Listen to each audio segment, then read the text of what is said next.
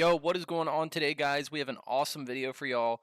I've really been wanting to get some positioning guides and stuff out there for y'all, so I want you guys to improve and I want you guys to be able to climb. So watch these videos over and over again and kind of take the tips that you didn't know and kind of put them in your gameplay. In this guide, we're reviewing a top 500 match. It's a absolutely stacked lobby, and we are going to be talking about something that I feel like these other channels don't really talk about. They're always giving you like the most generic tips and whatever, but I'm going to jump into the actual nitty-gritty of like what positioning looks like and the reason it looks like it does in top 500 games. If you guys don't know me, I'm Scoob. I was a former GM, multi-season Overwatch player, top 500 combined roles, and in this season, season 0, I hit GM, and in this season I am like Diamond 1, which is like 1% of the game players right now. So, but anyway, we're going to jump right into this. So one of the things I want to talk about, if you guys didn't know this map is a very good example just because it's so easy to see visually when you can take fights as a team versus when you can't and when it's a good idea to. So one of the things people don't talk about is corners and the way sight lines work in this game. And it's the same as Overwatch. It literally directly translates. So if you were to take a team fight right here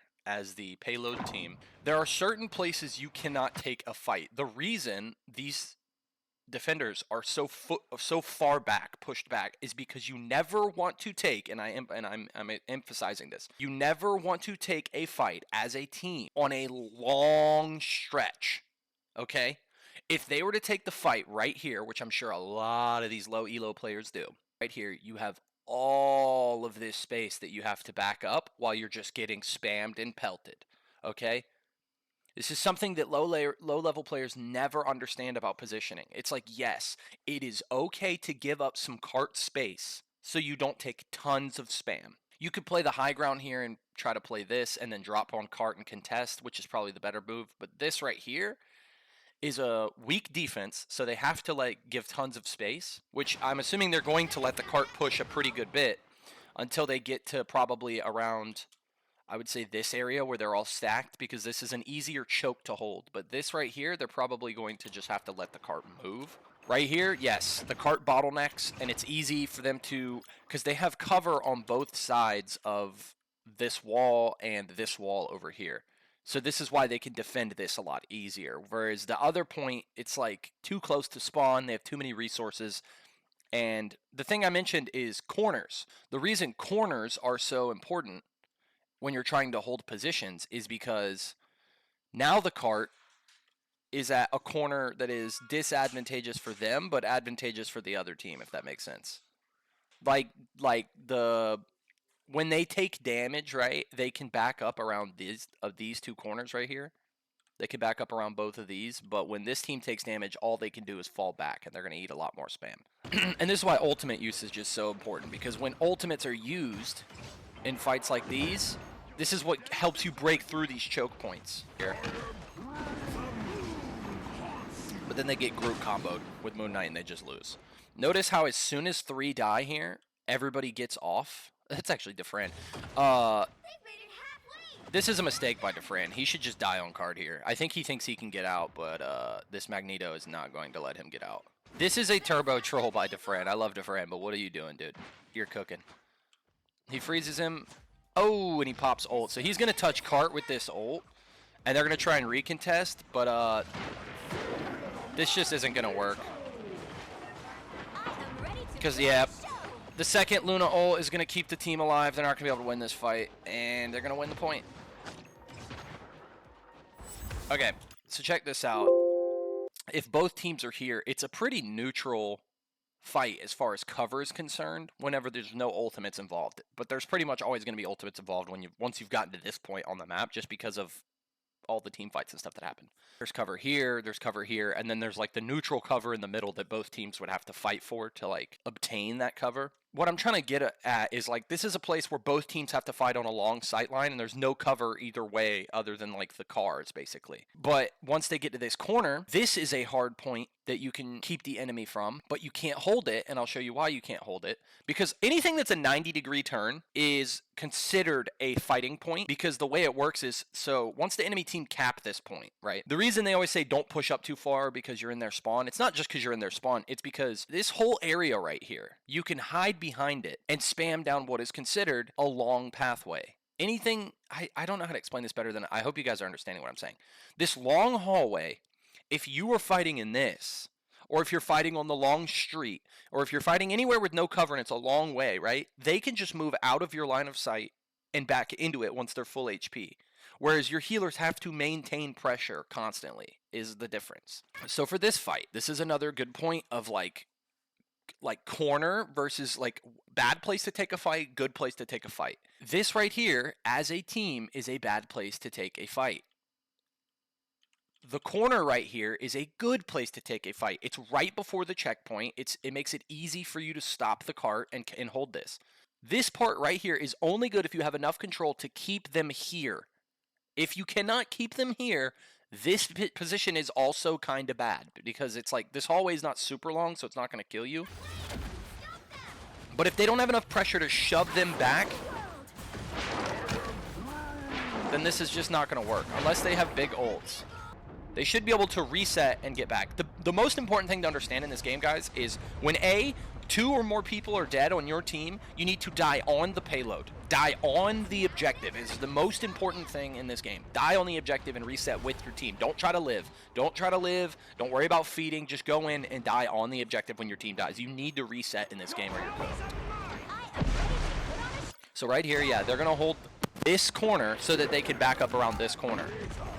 But it just looks like this team is kind of just misplaying this all over the place. But I haven't watched perspective, so I can't tell you exactly what's going on. I'm just saying from a position standpoint, you want to be holding a corner so that way you have some place to back up and take healing. As you guys notice, I want you to look at the map when I'm talking about these angles and these points of turn.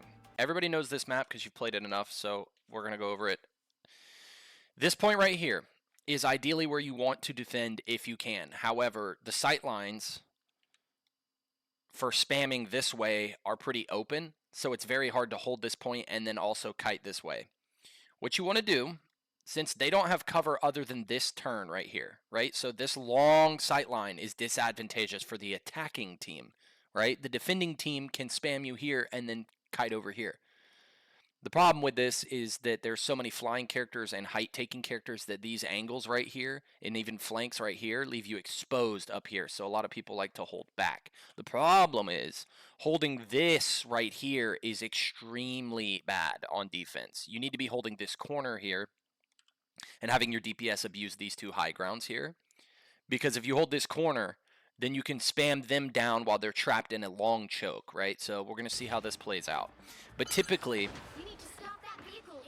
see, because all the spam can come through the side here, so it doesn't make this corner. If this was a straight up 90-degree angle of just cover, this would be an impossible choke to get through. You would get spammed out and you wouldn't be able to do anything. But there's not. There's flanks.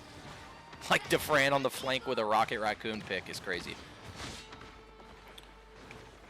Oh my goodness, their tank is... That was crazy. Wait, hold on. Did I just see? He has the rocket boost jump. This is crazy tech. I'd never thought of this. Wolverine has it. He can steal him and jump.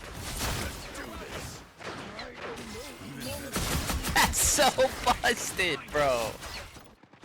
This is where they want the payload to get stuck, and they want to hold this corner. Let's see if they can do it. They might. This Wolverine is eating.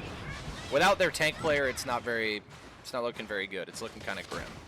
I'll put it to you this way. 90-degree is what I'll call a cover position, and then long sight line is what is a place that you don't want to fight, but you kind of have to fight at. So out of spawn here is a cover position. This right here, the first point, the reason it's so hard to get around this is because this is the first long sight line, right? For the defending team, this next turn right here is a long sight line. You want to start off defending here. But since this corner can be cut so hard on Spider Islands by angles, like they can spam that direction, you have to back up, and then you do not want to get caught out here. So this position is where you want to defend, but you don't start out here. You start out here and try and hold this long sight line. Because if you can hold this long sight line super aggressively, then the defending team or the attacking team has like no chance. But so you want to fight for this position. If you start to lose the fight, you need to be here. You need to be here. For the attacking team, this is a hard fight. This is a hard fight. And even this last corner is a hard fight because your team gets split cutting the corner. You'll realize more what I mean when I say corner fighting. But this big piece of cover here makes this a decent place to fight as the attacking team, or the defending team, I mean. So this is a strong place to fight on this corner here. There's a health pack. It's a strong position. This right here, not so much. This right here is bad.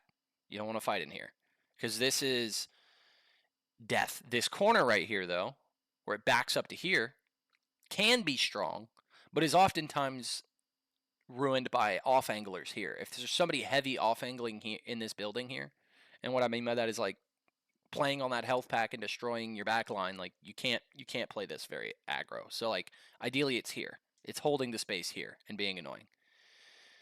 And then the last point is this high ground here, and the spawn is right here. So it's like this can be a pretty good defensive spot for this map. But any corner that you have to cut, I'm emphasizing this so much in this video, any corner that you have to cut as a attacker, whenever the defense has a corner to play around, it is much harder to take a fight. So when you're taking fights, try not to take them in these long sight lines. Try to take them as corners as possible is, I guess, the only way I can say it. You decide where to take the fight as the defender. The attackers have to push the cart regardless, but as a defender, you decide where to take the fight. So make sure you're taking fights as a team, not where there's a super long space behind you. Make sure you're taking a fight where there's a corner so you can turn and you can get healed and then fight again. That's the easiest way I can explain this.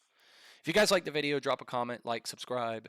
The next guide I'll be making is a 10 tips that I think are the most important, and I'm going to make a really, really good video for you guys. So thank you guys that have subscribed. Thank you guys for commenting. If you think I missed anything, leave it in the comments down below, and I'll catch you guys in the next one.